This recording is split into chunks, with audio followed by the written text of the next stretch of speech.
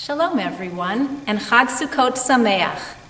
I'm Nina Samuels, Adult Learning Director at Adath, and I want to wish you all a joyous Sukkot. So what am I doing standing here in our sanctuary, this elegant, beautiful, huge room, clearly built with a sense of permanence, rather than here in Adath's simple, temporary plywood sukkah, which was just built yesterday?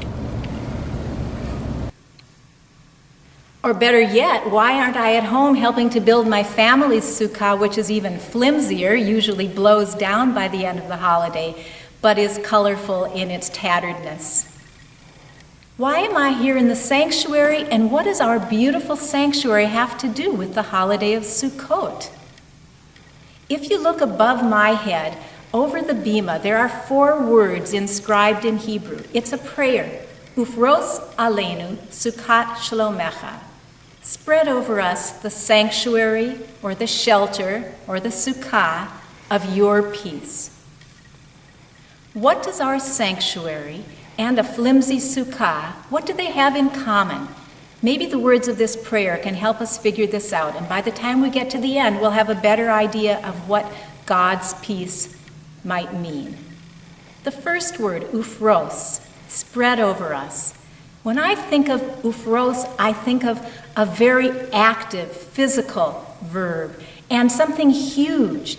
It's not spreading over a small need and staying there, but our needs are shifting, I think, in terms of, you know, that old commercial about the paint that covers the entire globe. That's the kind of spreading that I mean.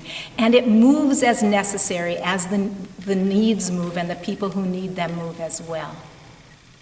The second word, aleinu, over us. You notice right away, it's not about me.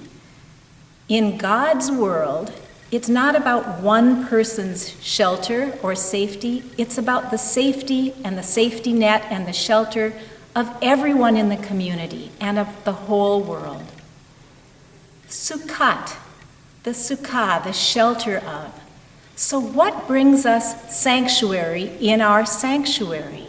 When we come together as a congregation and aspire to meeting our congregation's mission of Torah, Avodah, and Gemilut Chasadim, learning, prayer, and spirituality, and doing acts of kindness to those in need, those things provide a shelter both for us and for our entire community. We also, on the holiday of Sukkot, get a somewhat different awareness of shelter and sanctuary.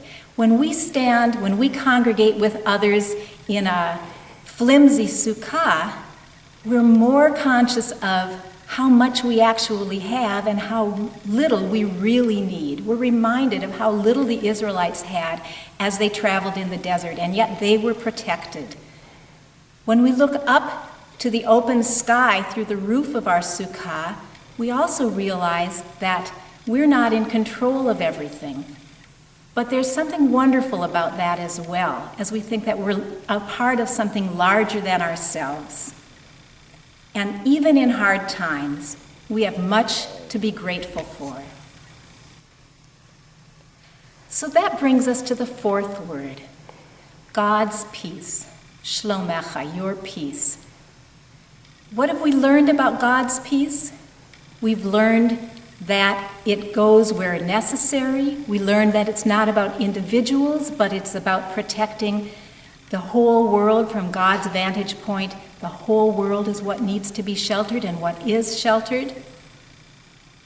And we've learned that we can experience it, we can experience the sense of this shelter in community, doing good works together, and in the realization of how much we actually have and how little we really need.